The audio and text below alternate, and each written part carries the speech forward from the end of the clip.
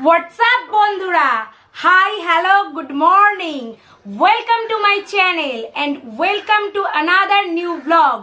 কেমন আছো বন্ধুরা? সবাই বলো, কি করছো সকালবেলা? চলে এলাম আজকে আবার একটা নতুন ব্লগ নিয়ে।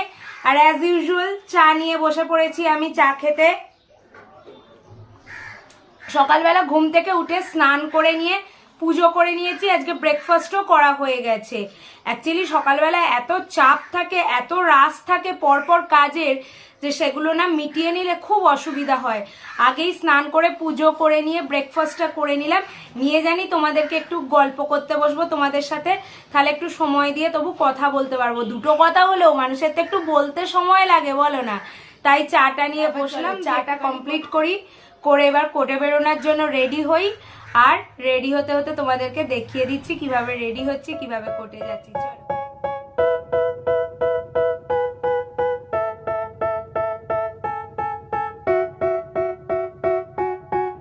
They tell me that I'm never gonna make it. They want me to do something that could make sense. They hate when I keep dreaming I'll be famous, but I don't give a fuck, I'ma keep chasing. I got all this potential that's deep inside of me.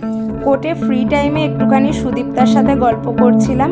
Sudipta হচ্ছে আমার college friend কাম, এখন হচ্ছে আমার কলিগও বটে। দুজনেই আমরা Howrah কোর্টেই practice করি। তারপর সারাদিনের পর কোর্টের সমস্ত কাজকর্ম শেষ করে বেরিয়ে পড়লাম বাড়ি যাওয়ার উদ্দেশ্যে। আর হাওড়া কোর্টের কিছু গ্লিমসও আমি তোমাদেরকে দেখিয়ে দিলাম। এই যে চলে এলাম আমার পক্ষীরাজের কাছে। তারপর সন্ধেবেলা রেডি হয়ে একটুখানি বেরিয়ে পড়লাম বাজার যাব বলে। আর দেখো মা পাশে দাঁড়িয়েই আছে।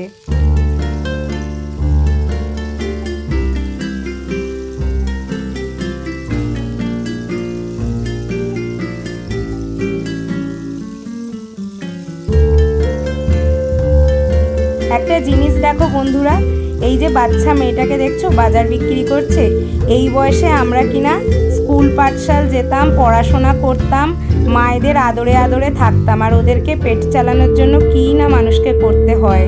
বাজার থেকে এসে এই বন্ধুরা এত টায়ার্ড হয়ে পড়েছি, কি বলবো। আমি এখনও ডিনার পর্যন্ত করিনি, শুয়ে পড়েছি। মানে আমার ডিনার করতে আর ভালোই লাগছে না, এত শরীরে টায়ার্ডনেস থাকলে না সত্যি খেতে ইচ্ছে করে না। আমি ডাইরেক্ট একদম শুয়ে পড়েছি। মা অনেকবার বলছে খেয়ে নে খেয়ে নে, দেখি যদি একটু রেস্ট নেওয়ার পর ভালো লাগে তো উঠে একটু খাবো।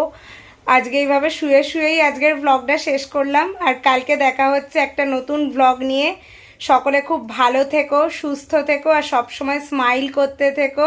By, good night.